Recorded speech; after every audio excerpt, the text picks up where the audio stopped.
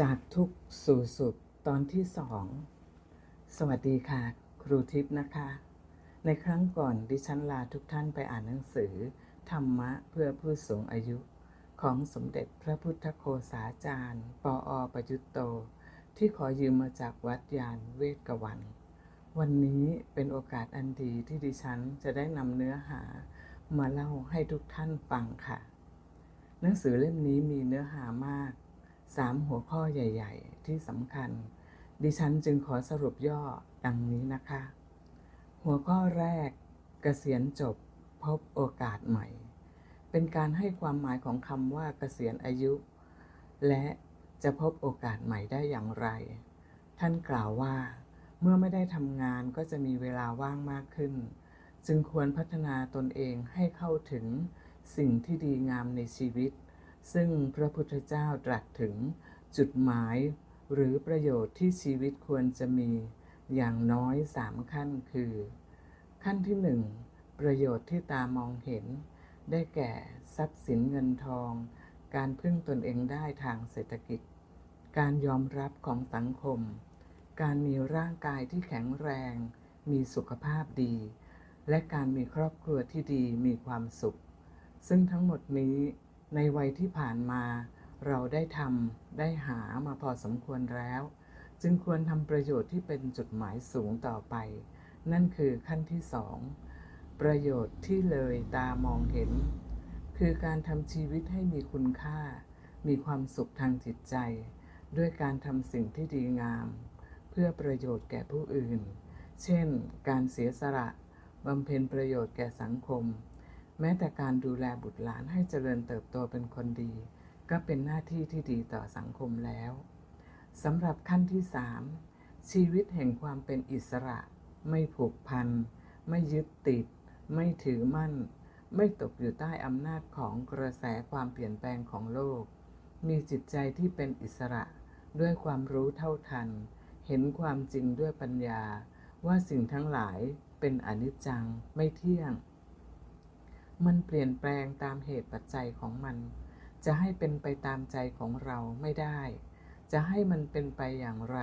ก็ต้องทำให้ตรงตามเหตุปัจจัยจะได้แค่ไหนก็เท่ากับเหตุปัจจัยที่เราทำได้จะไปยึดติดถือมั่นเอาตามที่เราอยากให้เป็นไม่ได้เราต้องอยู่กับความเป็นจริงพอวางใจได้เราก็จะโล่งโปร่งสบายไม่เป็นทุกข์ฉะนั้นตอนนี้ผู้เกษียณอายุมีเวลาแล้วเป็นโอกาสที่จะได้พัฒนาตนเองให้เข้าถึงประโยชน์ทั้ง3ขั้นเพื่อความมีจิตใจที่เป็นอิสระไม่เป็นทุกข์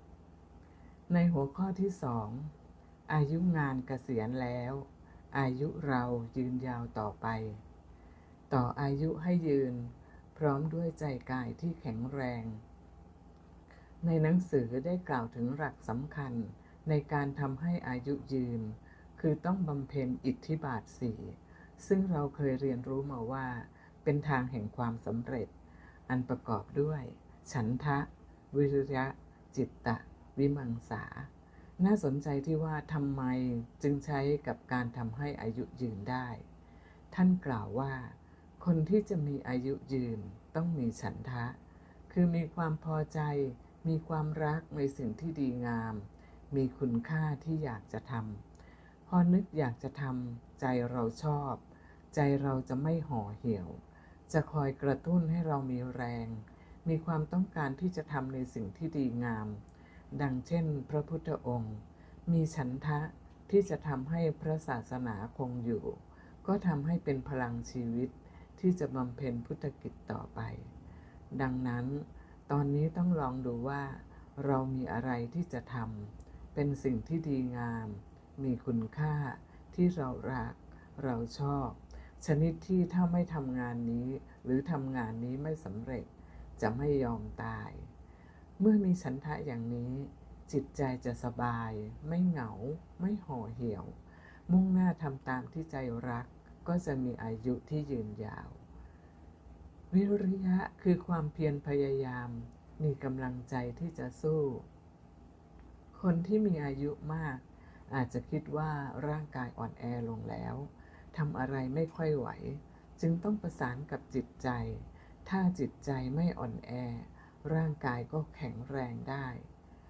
ใจที่มีกำลังทำให้เกิดความรู้สึกแข็งแรงได้ วิริยะจึงช่วยให้ฉันทะแข็งแรง จิตตะคือการมีใจที่จดจ่อใส่ใจอยู่กับเรื่องที่ทำมีสมาธิ เมื่อใจอยู่กับเรื่องที่ต้องการทำเห็นคุณค่าเห็นประโยชน์แล้วจิตจะตัดอารมณ์อื่นที่มากระทบออกไปได้ตัดได้ง่ายลืมได้ไวพอใจอยู่กับสิ่งที่ทำจะสงบแน่วแน่เป็นสุขไม่มีอารมณ์อื่นมารบกวนจิตใจลมหายใจจะประณีตการเผาผลาญใช้พลังงานของร่างกายจะน้อยลงก็แก่ช้าลงสำหรับวิมังสาเป็นเรื่องของการใช้ปัญญาเริ่มจากการตรวจสอบว่าสิ่งที่เรารักทำไปนั้นเป็นอย่างไรมีข้อบกพร่องตรงไหนจะแก้ไขปรับปรุงอย่างไรใช้ปัญญาพิจารณาอย่างสม่ำเสมอเป็นปัญญาที่ปลอดโปร่งเกิดความสบายเมื่อข้างในตัวเรามีพลังทางเดินข้างหน้าแน่ชัดข้างนอกไม่มีอะไรมาขัดขวางชีวิตเราก็ยืนยาวหัวข้อสุดท้ายคือถึงเวลาที่จะแน่ใจว่าได้เป็นพระพรหมโดยสมบูรณ์เป็นขั้นตอนที่จะทำให้ชีวิตมีความสุขอย่างแท้จริงซึ่งก่อนที่จะพูดถึงความสุขนั้นท่านได้พูดถึงการเตรียมความสัมพันธ์กับสิ่งแวดล้อมทางสังคมคือการอยู่ร่วมกับเพื่อนมนุษย์ที่ต้องใช้หลักธรรมพรหมวิหารสี่อันได้แก่เมตตากรุณามุทิตาอุเบกขาท่านให้ความหมายตามสถานการณ์ดังนี้สถานการณ์ที่1กับคนอื่นที่เป็นปกติเราพึงมีเมตตาคือความรักความปรารถนาดีมีความเป็นมิตรสถานการณ์ที่2คนอื่นเขาตกต่ำเดือดร้อนตกลงไปจากสถานะเดิมเราจึงควรกรุณาคือมีใจพลอยหวั่นไหวเมื่อผู้อื่นประสบทุกข์แล้วช่วยเหลือปลดเปลื้องทุกข์ของเขาทำให้เขาขึ้นมาสู่ภาวะปกติหายทุกข์สถานการณ์ที่3คนอื่นประสบความสำเร็จทำสิ่งที่ถูกต้องดีงามน่าชื่นชมมีความก้าวหน้ามีความสุขเราก็มีมุทิตาคือพลอยยินดีเอาใจส่งเสริมสนับสนุนสถานการณ์ที่4คือในกรณีที่ความสัมพันธ์ระหว่างบุคคลส่งผลกระทบเสียหายต่อหลักการแห่งความเป็นธรรมความชอบธรรมเราจะต้องหยุดข้อที่1 2 3ไว้แล้วย้ายไปข้อที่4คืออุเบกขาเพื่อให้เขารับผิดชอบต่อความเป็นจริงต่อธรรมต่อหลักการและกฎเกณฑ์กติกานั้นๆอันนี้เรียกว่าอุเบกขาเราจะต้องมีอุเบกขาด้วยจึงจะรักษาสังคมนี้ไว้ได้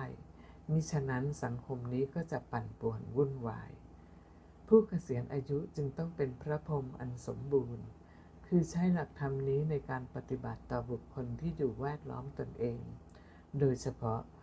กับบุคคลในครอบครัวเมื่อชีวิตยืนยาวแล้วมีความสัมพันธ์ที่ดีกับทุกคนแล้ว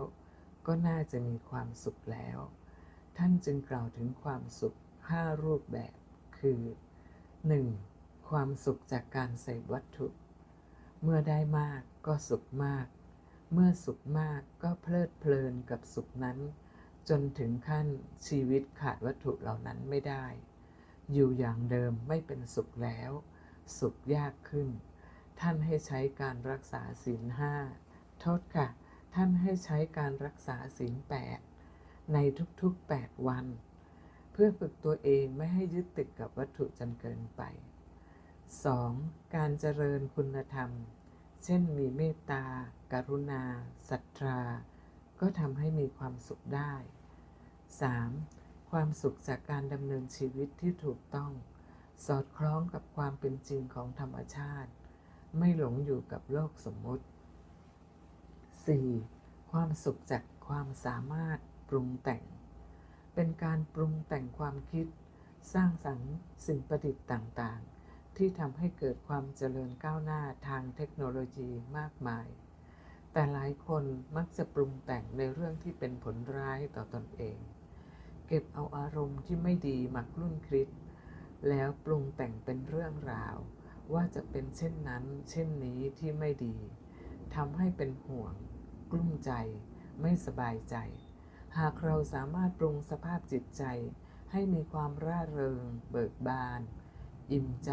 ปลื้มใจผ่อนคลายสะดวกใจและมีใจที่แน่วแน่ในสมาธิเราก็จะทำให้ทุกข์หมดสิ้นไปได้ 5. ความสุขเหนือการปรุงแต่งอยู่ได้ด้วยปัญญารู้เท่าทันความจริงของโลกและชีวิตทำให้วางจิตลงตัวสบายกับทุกสิ่งเป็นอิสระเป็นความสุขจากข้างในอิ่มไม่ต้องหาจากข้างนอกจึงเป็นความสุขที่เป็นคุณสมบัติของชีวิตอยู่ภายในตัวตลอดเวลาไม่ต้องรอไม่ต้องหาอีกต่อไปเราสองคนได้มีโอกาสพูดคุยกันถึงสาระของหนังสือเล่มนี้ทำความเข้าใจ